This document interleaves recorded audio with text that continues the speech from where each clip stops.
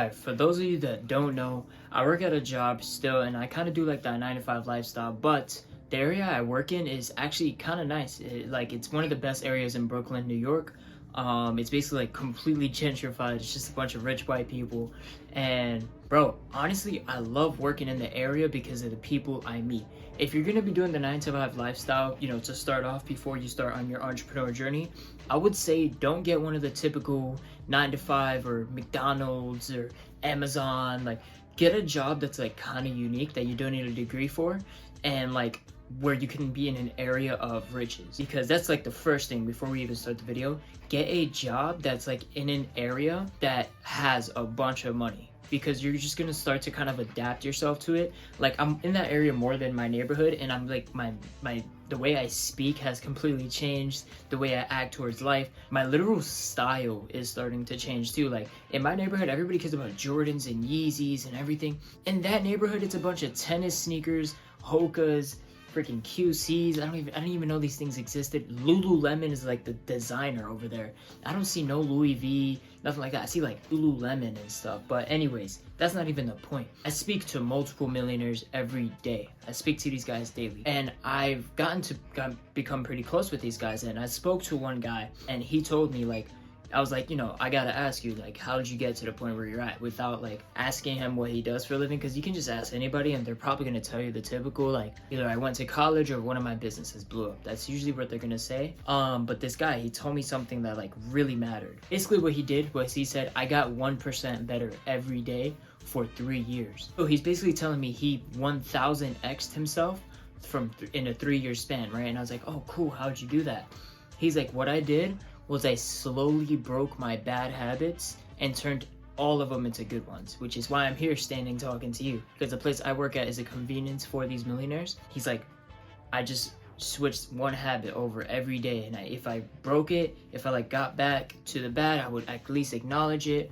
I would go back into it and just kind of develop my lifestyle into good habits. And it kind of clicked. I was like, all right, so to become a millionaire, it's not an overnight thing, obviously. It's what you do on a day-to-day basis. That's what's important. What you do every day is what's gonna help you become that millionaire 5 years down the line. What you do every day, it's gonna basically become the result of what you want. So I started to practice that, and in this video I'm gonna tell you guys my secrets to help me from last year to this year.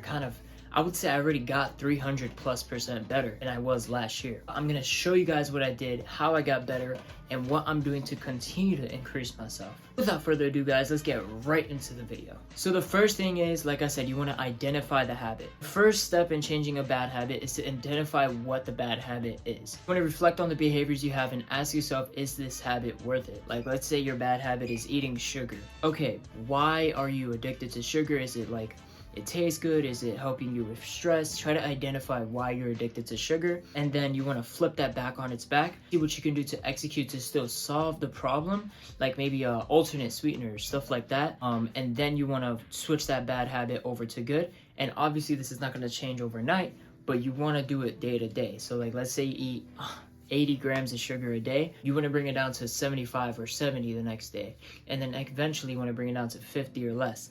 That's basically what the goal is. You don't want to switch the habit overnight, because it's probably not going to work. So the first thing you want to do though is identify the bad habits you have. Just look at your plate, see, all right, this is what I do that's not good. I'm on social media all day, every day.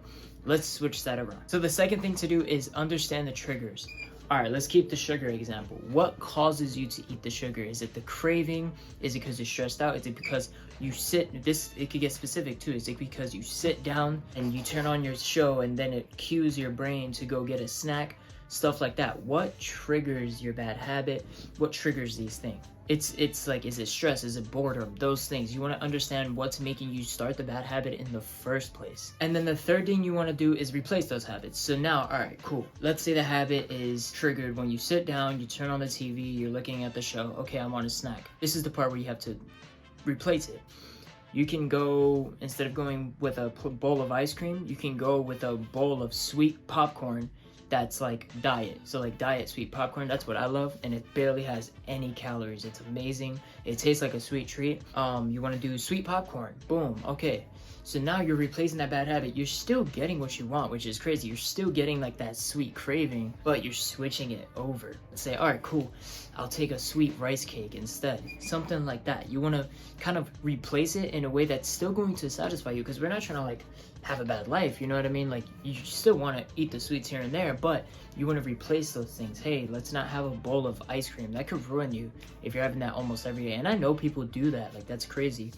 But replace that, and then now you still have like the sweet thing. So like you went from ice cream to like a sweet popcorn that's like light and diet and barely has calories, and boom, you're still enjoying yourself. Next thing is kind of set goals and track your progress. You want to track your progress over time. Just kind of, I use the app Notion.